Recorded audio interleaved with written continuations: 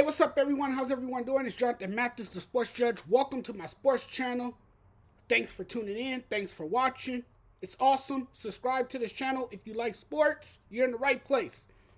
Jimmy Butler had a legacy-defining moment in Game 6. He saved the Miami Heat season with his incredible performance. I don't know what it was. Maybe the phone call from D-Wade helped. D-Wade called him and told him to go add to his legacy, and he did just that. He underwent extensive treatment to try to, get prepared for this game, get ready health-wise, and Jimmy Butler was spectacular. Jimmy Butler was on fire last night. We saw Jimmy Buckets come to life and give this team something to be excited about. Their playoff hopes are still alive. We all know that now this series is going to Game 7 after Miami forced the Game 7. And we all know that in Game 7, anything can happen. But that fourth quarter, particularly for Jimmy Butler, was legendary.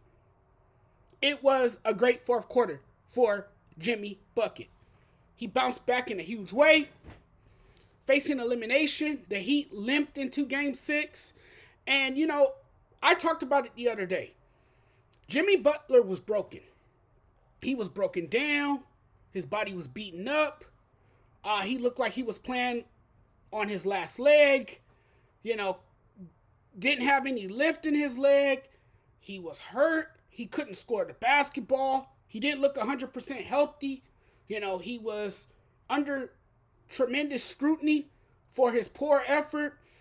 People were criticizing him. This team took a lot of criticism. They took a beating from the fans. People, including myself, had written them off. We didn't think they were capable of such a comeback. We didn't think they would go on the road and get a convincing victory in Boston. A lot of us thought this series was a wrap. I thought it was over. And the Miami Heat said, not so fast. You could disrespect us all you want. You could write us off all you want. And Jimmy Butler wasn't going to let his team lose last night. He refused to lose.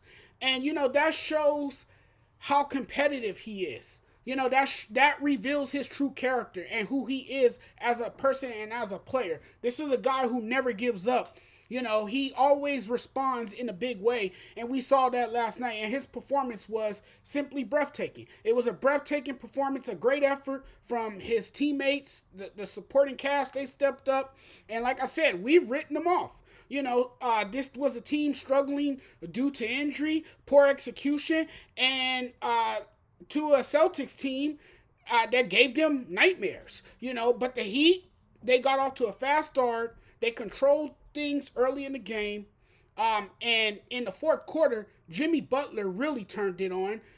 He took his game to a whole nother level in the fourth quarter, and he was knocking down bucket after bucket after bucket, just like his nickname, Jimmy Bucket, Jimmy Buckets, and he scored 17 points in the fourth quarter. The final moments of that game was a masterclass of what makes this Heat team so special and so good. I mean, this is a team with a deep roster. They're just ailing. They're just beat up. It's that time of year. You got injuries on this team. And then, in the final 4 minutes, we all talked about how Kyle Lowry played poorly. I even suggested that Eric Spoelstra and the Miami Heat should have considered possibly benching him since they weren't getting enough production out of him, since he wasn't able to defend really well. Because we all know he's a disruptive defender. He's good at standing in front of people and making it difficult for people to score. And I thought Kyle Lowry was done as well. Kyle Lowry, in the final minutes of that game, I believe in the final 4 minutes, he hit a big three-pointer.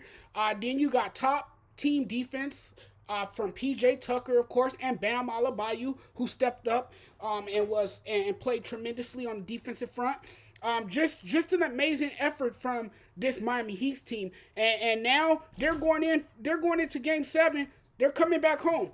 to game seven. They're going to play game seven. They're feeling good about themselves. There's no self doubt. This team really, really feels they can get it done. It's not over yet. They're going to play the most important game on Sunday, and we'll see how it will turn out. But buried under so much, scrutiny and criticize, Butler stepped up.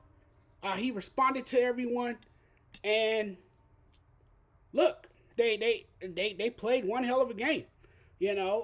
Butler's 29 shot attempts, 16 makes, 4 threes, 9 rebounds, 8 assists, 11 free throws, and 47 points is a redeeming performance. And then Kyle Lowry, played really well too. This was great. It was great. Kyle Lowry finished with 18 points, 10 assists, and Max Strus added 13 points and 3 3-pointers, which was almost remarkable as what Butler did. So, like I said, Butler wasn't alone. He had his supporting cast behind him. They went along with him on the ride, and it was just a spectacular effort. And what Jimmy Butler accomplished last night was a little surprising, given his own struggles in the middle of this series and the sore right knee, which he continues to downplay, of course, because as a competitor, you don't want to really broadcast what's troubling you. You want to try to downplay the injury as much as possible, and most competitors that I know, or most NBA players that we know, have a tendency to do that. So, we'll see what will happen in Game 7. I think all the pressure now is on the Boston Celtics going into Game 7. And, this should be a great game. I don't think this one will be a blowout. I think it will be a close game like we saw in Game 6. Finally, thank goodness. I was tired of watching blowouts. Wanted to see some more competitive games, and looks like we're going to get that in Game 7 as well. I'll see you guys later. You guys have a wonderful day. Take care. Don't forget to subscribe to the channel. Thank you guys for tuning in. Peace.